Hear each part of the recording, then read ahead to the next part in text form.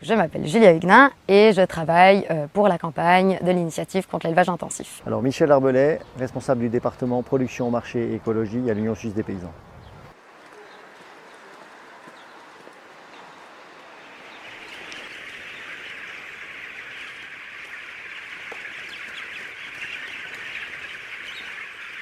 Notre vision à nous, c'est que forcément on peut toujours trouver pire et finalement c'est pas la question la plus importante, je dirais. Pour nous, la question c'est de savoir qu'est-ce qu'on considère comme respectueux ou pas.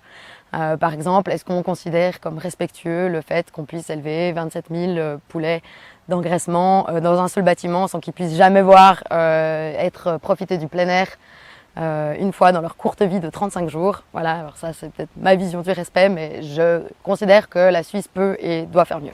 Alors, la Suisse peut faire mieux, mais par contre, aller jusqu'où veut l'initiative pour l'élevage, contre l'élevage intensif, c'est totalement extrême, c'est inutile surtout au vu de ce que l'on fait aujourd'hui et ce que l'on exige aujourd'hui en termes de protection des animaux et de bien-être animal. C'est uniquement sur la détention des animaux. C'est uniquement ça. Donc c'est-à-dire que ça ne concerne absolument pas ce que les animaux mangent, ça ne concerne absolument rien d'autre que le fait de comment est-ce qu'ils sont élevés. Donc c'est-à-dire en termes de surface, en termes de sortie régulière en plein air. Voilà, donc c'est vraiment sur ces aspects-là que le cahier des charges BioSuisse 2018 est finalement plus une sorte de ligne directrice pour la mise en œuvre si l'initiative venait à être acceptée. Donc justement pour pas qu'elle puisse être vidée de sa substance lors de la mise en œuvre, mais en aucun cas ça regroupe tout ce que le cahier des charges BioSuisse 2018 recommande. Et finalement, des conditions de détention bio, c'est quasiment devoir faire le pas pour passer au bio. C'est clair que certains vont simplement être incités à se reconvertir totalement au bio. Ce qu'il faut savoir, c'est qu'aujourd'hui, ce que l'initiative demande, notamment pour les porcs et pour la volaille, eh bien, ça ne représente que 3% des parts de marché pour ce qui est de la viande de volaille ou de la viande de porc. Et aujourd'hui, cette initiative voudrait instaurer un diktat en généralisant quasiment ces conditions de production. Et cela, on ne peut pas l'accepter puisque nous avons aujourd'hui une liberté de choix qui doit être maintenue pour le consommateur tout en respectant des standards minimums au niveau du bien-être animal comme on les a aujourd'hui et qui nous différencient de manière très claire par rapport à l'étranger.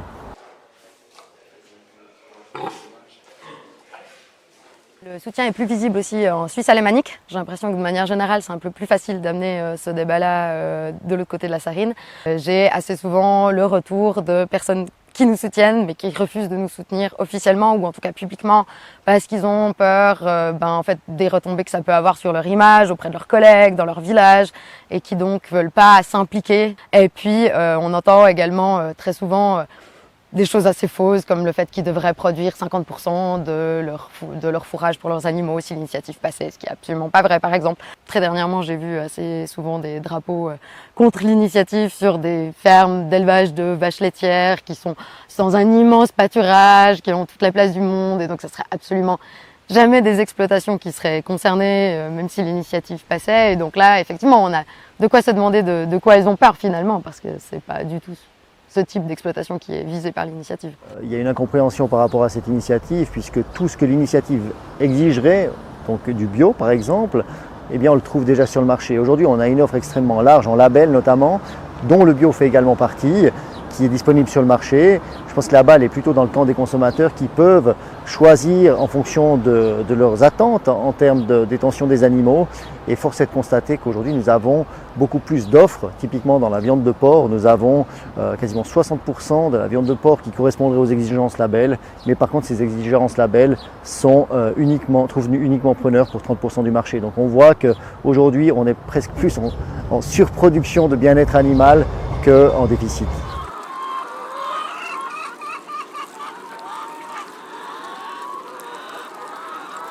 C'est plus difficile d'apporter un soin adéquat lorsqu'on a un très grand troupeau.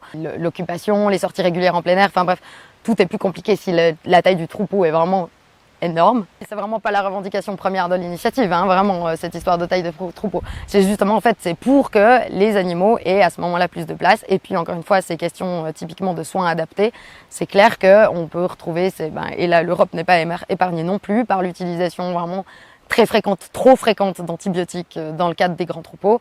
Et puis on peut également par exemple parler du fourrage, les importations de fourrage pour nourrir tous nos animaux. En ce moment, actuellement, les volailles et les cochons sont nourris principalement par du fourrage qui est importé de l'étranger. Donc voilà, c'est là où on peut vraiment voir que c'est une question qui se dit, ben oui, plus large troupeau, et ben il y a ce type de problème qui se présente. On a des limitations qui sont extrêmement raisonnables en comparaison avec ce que l'on trouve à l'étranger, où on a des exploitations avec des poules pondeuses de 100 000, 200 000 poules. On voit aussi cet exemple qui circule sur les réseaux sociaux actuellement avec le building pour 400 000 porcs en Chine. On voit qu'il n'y a pas de point de comparaison possible entre les effectifs qui sont détenus en Suisse, entre les troupeaux qui sont détenus en Suisse et ce que l'on a à l'étranger. Et puis ce qui est important de dire, c'est que les conditions de détention minimales s'appliquent pour chaque animal. Donc si vous avez un poulailler pour 400 poules ou un poulailler pour 18 000 poules, ce qui est le maximum en Suisse, eh bien chaque poule bénéficiera au minimum de la même surface. Et après, pour la question des antibiotiques, on voit depuis 12 ans l'utilisation d'antibiotiques a diminué de 60%, malgré ces tailles de troupeaux qui ont pu progresser dans certains cas. Donc on voit que les grands troupeaux associés à du professionnalisme accru eh bien, ne se font pas au détriment du bien-être animal ni ne reposent sur l'utilisation accrue d'antibiotiques. Au contraire, les statistiques le montrent très clairement.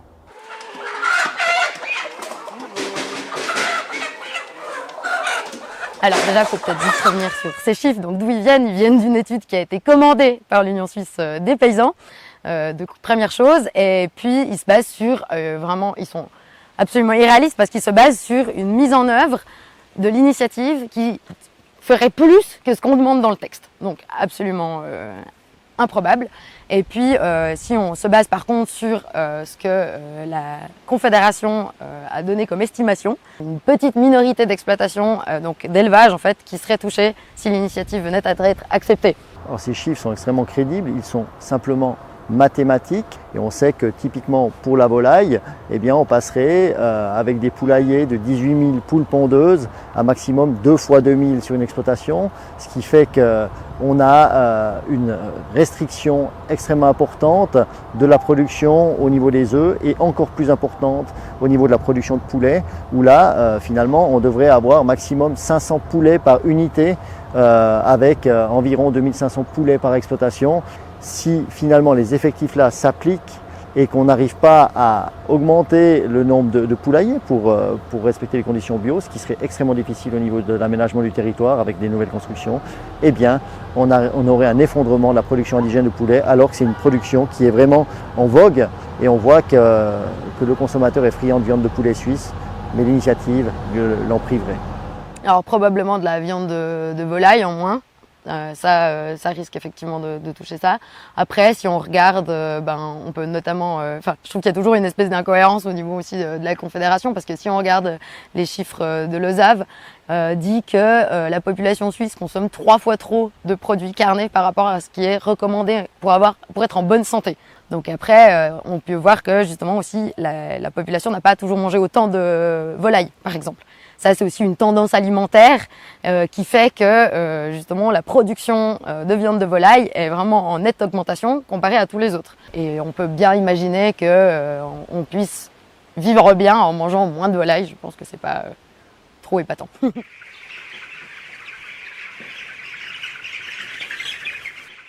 Le texte de l'initiative prévoit justement que les produits d'origine animale soient obligatoirement produits de la même manière qu'en Suisse, donc c'est-à-dire c'est justement pour éviter une concurrence qui serait déloyale entre les agriculteurs suisses et les agriculteurs de l'étranger, ne serait-ce que de l'Union européenne. Donc vraiment l'idée c'est de faire en sorte que tout le monde soit au même niveau. Et puis pour ça on n'invente rien de nouveau puisqu'il y a eu une motion l'année dernière qui a été acceptée justement pour qu'il y ait en fait une obligation en fait de dire comment le produit d'origine animale ou végétale, la motion va plus loin, a été produit afin que le consommateur puisse justement être averti. Et là, à ce moment-là, grâce à cette motion-là, on pourrait tout à fait se dire que ces produits-là n'entrent pas en Suisse. Il n'y a pas de quoi. Et puis en plus, c'est également prévu dans l'article 20 du GATT, qui sont donc les accords douaniers qu'on a au sein de l'OMC. qui prévoit justement tous ces types d'exceptions-là. C'est au législateur donc de déléguer ces contrôles soit à un organe déjà existant, soit d'en créer un nouveau. Alors, à ce niveau-là, l'initiative est très cohérente. Par contre, il faut être réaliste et il faut voir les choses en face. Si l'initiative venait à être acceptée, eh bien, sa mise en œuvre serait quasiment impossible pour ce qui est des importations. Et aujourd'hui, on peut prendre l'exemple qui nous occupe depuis quasiment 1991, où la production de poules en batterie est interdite en Suisse. Eh bien, jusqu'à aujourd'hui, l'importation n'a pas pu être interdite. Et c'est preuve aussi que les engagements internationaux de la Suisse seraient une embûche à la mise en œuvre de cette initiative. Et on pourrait toujours dénoncer les accords internationaux, mais je doute fortement que la Suisse soit prête à dénoncer les accords de l'OMC notamment, avec les conséquences économiques que ça pourrait avoir sur la prospérité de la Suisse, surtout à une période d'incertitude absolue que l'on connaît actuellement.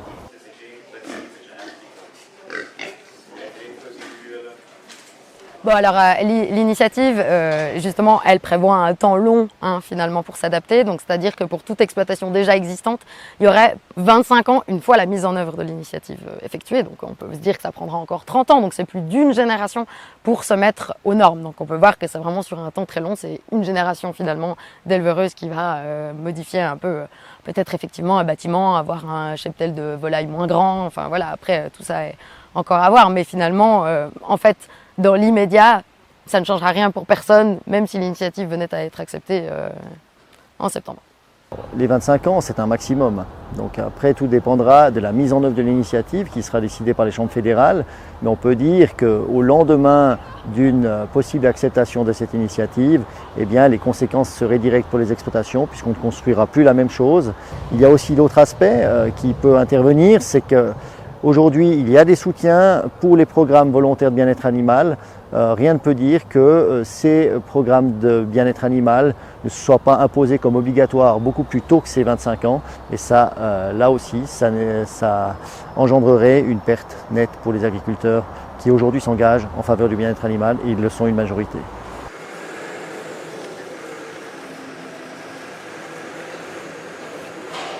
Que c'est des personnes qui n'ont pas lu le texte de l'initiative, parce que c'est absolument pas ce qui est demandé. Vraiment, l'idée fondamentale de l'initiative, c'est de faire en sorte que vraiment, en fait, la publicité finalement qu'on nous présente pour tous les produits d'origine animale, que ce soit vis-à-vis de la grande distribution ou d'autres lobbies alimentaires, vraiment, c'est soit que ces images publicitaires, elles correspondent à la réalité. On essaye de le redire et le redire. Vraiment, ce qu'on vise, c'est ces fermes qui ressemblent plus à des usines finalement qu'à des fermes. En fait, finalement, l'initiative, elle est plus pour les animaux qu'on voit pas que pour les animaux qu'on voit. Parce que ceux qu'on voit, effectivement, en Suisse, ils vont bien.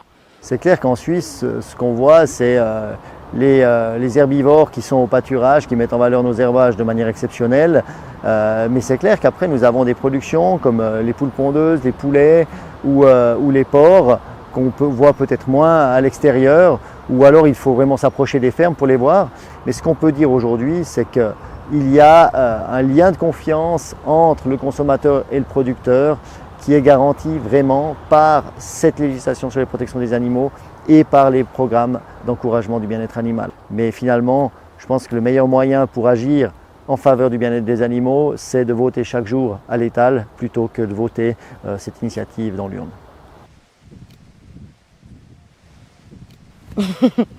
Moi, j'en ai mangé très longtemps, oui. Vous n'en mangez plus? Actuellement, non. Oui. Quel type de viande? Tous les types de viande.